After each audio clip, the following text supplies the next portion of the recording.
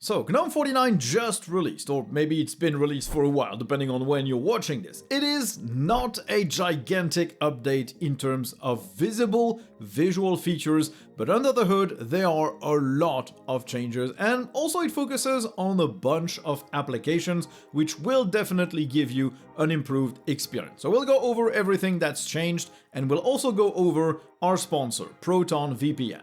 So you all know about Proton. They are your zero-access, end-to-end encrypted suite of services. They've got email, contacts, calendars, storage space. They also have a password manager, and they have a VPN, which is the one I use personally. I run it on my smartphone, I run it on my Linux PC, I run it on my Apple TV as well. I just use it to watch stuff that isn't available in France in terms of TV shows and movies, but you have plenty of other use cases for a VPN, especially when you want to protect what you're watching, since Proton VPN does not keep any logs and doesn't track what you're visiting. So if you want to avoid your ISP selling data about your browsing habits, if you want to avoid anyone seeing what you're actually browsing, then a VPN is super useful, and Proton VPN is one of the best and the one I use personally. So as always, the link is down in the description. Click it if you want to know more. They have a free version with your free Proton account, and of course paid plans for faster speeds and more features. Check it out, it's really awesome. So first, let's begin with X11 or the lack thereof. GNOME 49 entirely disables the ability to launch a X11 session by default in GNOME. So in GDM, by default, you only have the Wayland session for GNOME in GNOME 49. Now, a few things to be noted. Distributions can bypass this. If they compile GNOME with X11 support, they will be able to offer that X11 session. Other desktops that you install, if you stick to GDM, you can still launch their X11 sessions as well. It's just that by default, at compile time, GNOME disables everything that would offer an X11 session, but you can still build it. Starting with GNOME 50 though, this ability will entirely disappear. Now, unless they obviously change their mind. Meaning, this is likely the last version of GNOME that will run on X11, and the next one will just be Wayland only, so distros might abandon GNOME at that point, try to fork it to re-add some X11 support. That's going to be increasingly difficult. Basically, if you want to keep using GNOME, you're gonna have to move to Wayland, but I would assume most people using GNOME today do use the Wayland session because it's just better on GNOME than the X11 one. Now, another thing that has changed in GNOME 49 is Mutter, as in the compositor / window manager, the thing that draws your windows on here. So it has a few changes. So first is with fractional scaling. It is still disabled by default in GNOME, so you will have to take a trip to dconf to enable it, or use a distro that enables it out of the box, which most distros should. Fractional scaling should look smoother and better. Text is technically rendered better. I honestly didn't really see any issues previously in GNOME with fractional scaling, but now they change how they calculate those little increments in fractional scaling, and so text should be less blurry, less pixelated. Things should just look a bit better. Now, if you use variable refresh rate when your display supports that, you will also have your mouse pointer always move at the best visual speed. So if you set it to variable refresh rate and you have a display monitor that goes like 120 Hz, your mouse cursor will move at 120 Hz and it will not slow down or stutter or skitter all around the place, which is much better. You also have support for ICC color profiles now, if you have one of those for your display, which will improve color accuracy. Mutter also handles the mouse pointer and acceleration, meaning that acceleration for the touchpad pointer will be enabled at startup if it is enabled. So technically, even in GDM, your mouse pointer should have the right settings and it shouldn't just start accelerating or stop accelerating when you log into your own session. It's just a much better window manager or compositor. You can expect better performance, better fractional scaling, better support for variable refresh rate, although you will still have to enable those things because they are still experimental right now. It's still a big, nice progress, and if you use GNOME and you rely on these features, these versions will be a must-have. You will need to upgrade to it to have the best support possible. Now, in terms of the GNOME desktop itself, there aren't many changes. First, the Do Not Disturb setting has been moved to the quick settings. It used to live in the time and date and notification popover, but it kind of was weird to have it separated from the rest. It made sense because notifications appear here. It made sense because notifications appear here in this popover, but also every single other setting is here, so makes sense. Both places, I guess, were fine. This one is as good as this one, in my opinion. Now, if you have multiple monitors, you will also get per monitor brightness sliders. Obviously, I don't have that because I'm testing this on one single VM. Very, very useful when you plug an external monitor into your laptop, but you still want to control the brightness of the laptop itself to not destroy your eyeballs. So having multiple sliders is good. And also, those brightness sliders move by 5% increments. I think previously they moved by 10%, so you have more granular control over how bright things are. Another thing that you might or might not notice is animations for elements of the shell. Previously, those things sort of slide down from the top to the bottom with a fade. Now they seem to appear with more of a fade or a scale effect.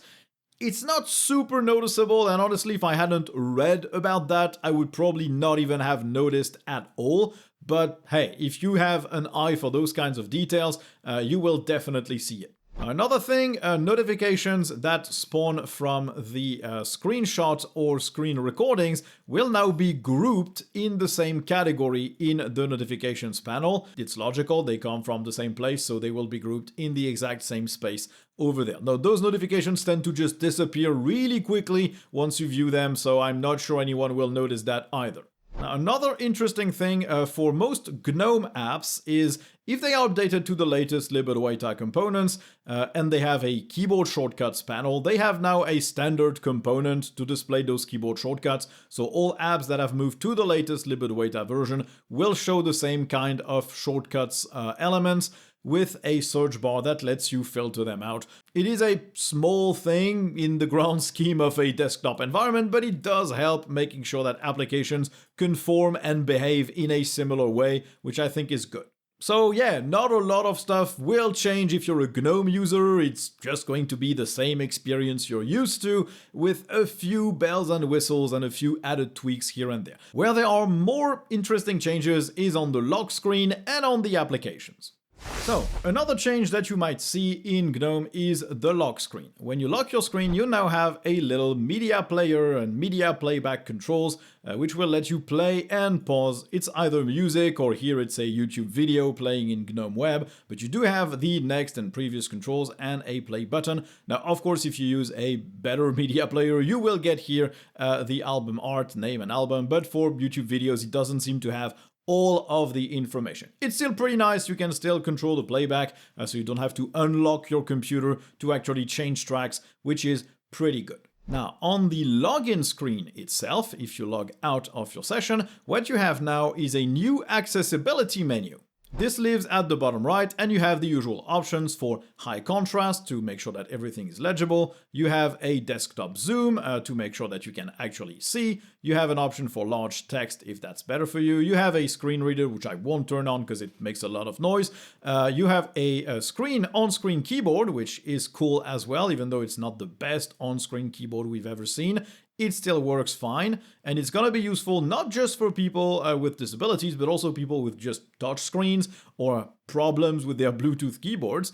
You also have sticky keys, slow keys, bounce keys, and mouse keys that you can turn on here. So basically, the usual accessibility features are there at the login screen, which will definitely help with accessibility. Now, this is a recurring theme throughout GNOME and the Linux desktop as a whole. There is no denying that the move to Wayland has left a lot of accessibility features behind, but people are working on it. It's not a malicious intent to try and leave people with disabilities behind. It's just that the new model required a bunch of changes, and unfortunately, accessibility was a casualty of that transition. Things are changing. This is just one first step to make accessibility a bit better on Linux. Things are still progressing with a brand new framework with better screen readers, but this is a first step to maybe also reassure people who were starting to get worried about how they would be able to still use a computer on Linux. Well, this is happening. People are working on it. It's just not very public or very visible. Maybe it's also the fault of me and other content creators not really talking about it as much or enough. Now, there are also some interesting changes in terms of the applications. So first, if you want to play some video, you have Totem. Well, it's no longer Totem, it's Showtime. This is the player that replaces Totem, and it's a very, very simple one. It overlays the controls on top of the playing video, which, well, that video is just a screen recording, which just shows a small part of the screen, so not super interesting, but it basically just does that. It has playback speed controls, it can rotate the video, it has language and subtitles tracks, and that's about it. There are no preferences, it doesn't do much, it's a very simple media player. And that's it. Doesn't do a lot, and it will not replace VLC for people who depend on a lot more features in their video players, but it is here, it does support, well, it does look the part with GTK4 and libadwaita. It's fine, it's a good replacement. Now, another default app change is the PDF reader. It used to be Events, it's been replaced by Papers, which you might have already seen in Ubuntu, for example. Ubuntu does use this application by default since its previous version. It's not a bad reader, it definitely looks the part, it works on GTK4, libadwaita, it has the right interface, it is speedy enough.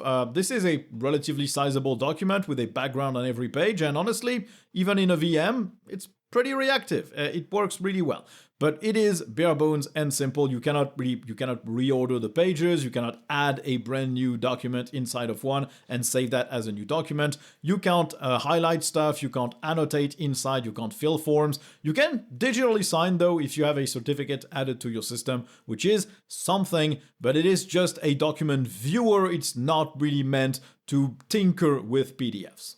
Maybe at some point we will get a macOS preview kind of application for Linux as the default in a desktop. This is really something that we absolutely need. This is one of the gaps in terms of features that we have with other systems, but Papers is not going to fill that gap. Now, in the file manager, you have more search options. When you hit the little search button here and then the filters here, you have a bunch of little tags that you can click to filter the search that you're currently running. So it lets you search for file types, date used, and you can even go into more details with date ranges and a selector for specific dates, which is welcome. Instead of typing the date, you can just pick it, which is really good. And you have text matching for just the file name or the contents as well. It's a much better search interface. It's more visual, it's nicer, and it also should react properly to Nautilus being a small window or a bigger window. Another interesting thing is when you decide to cut a document, it will replace its thumbnail with a little, cut icon and outline. So when you paste the document outside, you basically see that you're currently trying to move it somewhere else, which I think is cool. It's not a big deal, but it is very visual. And as soon as you maybe just copy the document instead, it resumes using the right thumbnail. Another thing is you now have a shortcut for opening the current directory in the default terminal application. By default, it is Control plus dot, and it will open the current working directory in a terminal. You already had the option to do it through the context menu, but now you have a default keyboard shortcut, which is good. You also have added translucency on icons when they're hidden files and folders, but honestly it doesn't look that different from what you had previously.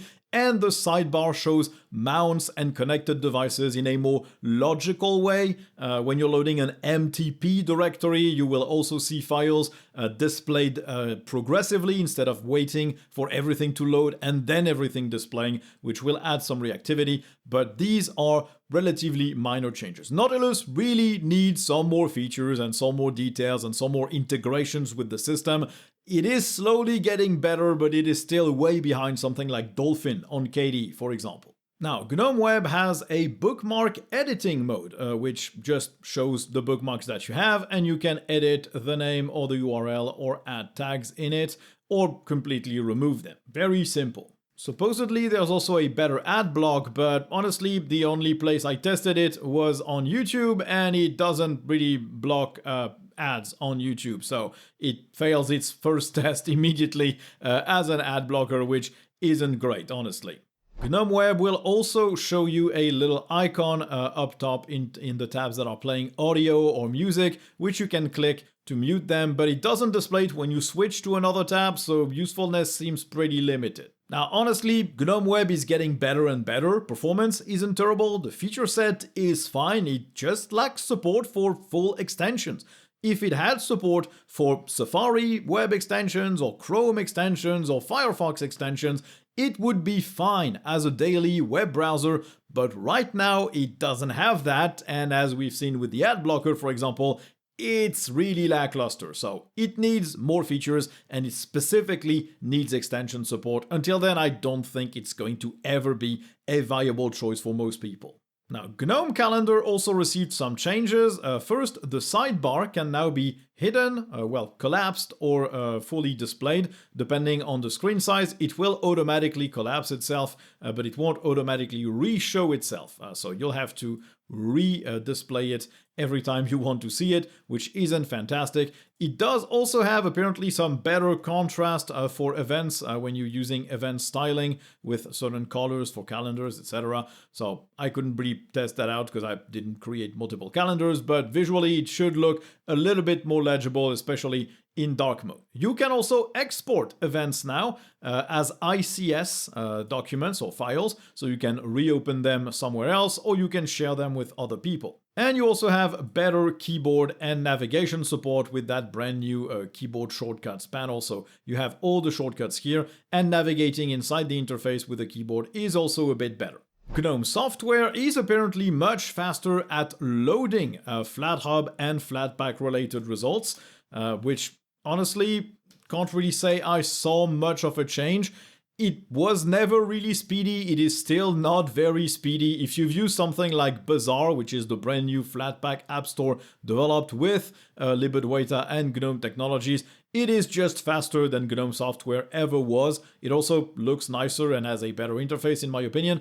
GNOME software is fine, but yeah, performance improvements, they're gonna need a lot more to actually bring it up to snuff. GNOME Maps will now display more points of interest, especially for stuff like vegan restaurants or vegetarian restaurants. Technically, if you find a restaurant, it should, and it has the information, it will also tell you if it's a vegan restaurant or if it offers vegetarian options. Of course, this all depends on whether this data has been filled in that exact point of interest on OpenStreetMaps. You also now have clickable street names with a few more informations, especially you can get directions, and you can even click on home numbers to have the same kind of information, star them or edit them or whatever else, which makes GNOME Maps a bit more customizable and a bit more feature rich, although it is still relatively basic as a Maps app. It works. Another cool change is the text editor now supports saving your current session. So if you have multiple text documents open, it will remember which one will resume the right tabs even if you just close the app, and it will resume with the right place inside of the document if you have a specific line where you stopped working. So that's pretty cool. We also have some changes in the settings. The first one that you might or might not notice depending on your distro is this little box in the About page, which is called Support GNOME and has a Donate button. When you click it, it opens the brand new Donate to GNOME page, which lets you select some preset tiers or donate whatever the hell you want if you prefer doing a one-time donation, of course. Now, of course, distributions have the option to remove that, and some already said they would get rid of it, Ubuntu included. Now, of course, it will depend on the distro and whether they think this banner should exist in the system. I think it would be more ethical to leave it, like you're building your entire distro on a visual interface that is GNOME. You probably should let them have a piece of the pie, maybe at some point, but maybe they will keep the GNOME donation notification instead when this happens, which it doesn't seem to be here for GNOME 49. It's just that little banner, but no specific notification will prompt you to donate. And that's about it for GNOME 49. It is not a feature-packed version when you just look at the graphical visual stuff. The apps received a lot of attention, and you have some small touches here and there, notably the lock screen and login screen have some additional stuff which is pretty cool. Most of the work is on Mutter, on supporting better protocols, on improving the experimental features which unfortunately are still experimental Fortunately, some distros enable them out of the box, fractional scaling, VRR, and stuff like that.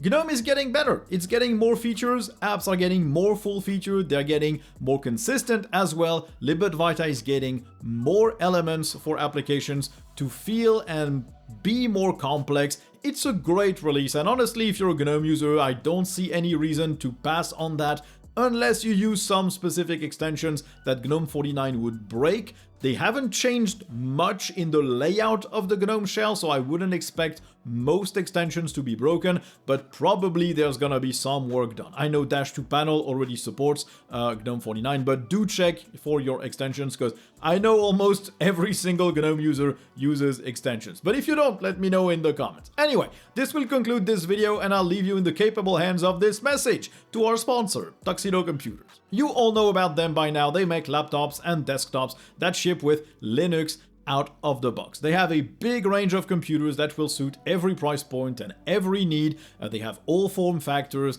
You can customize the keyboard layout you want. You can have your own logo engraved on the lid of your laptop. Basically, they have something for everyone. I only use their computers these days. Everything you see or hear from me is recorded, edited, and published from one of their laptops, the Infinity Book Pro 16, and all my gaming is done on one of their desktops, the Tuxedo Cube. So if you need a new computer, you want to run Linux on it, and you want to support a company that actually contributes to Linux, the link is down in the description. Anyway, do check out all those usual YouTube buttons. Please click them, leave a comment, whatever. Do interact with the video. That's how YouTube measures engagement, and they're only counting engaged views now. So if you don't click any button or don't comment or anything, chances are the views aren't really going to be counted. So that's kind of important.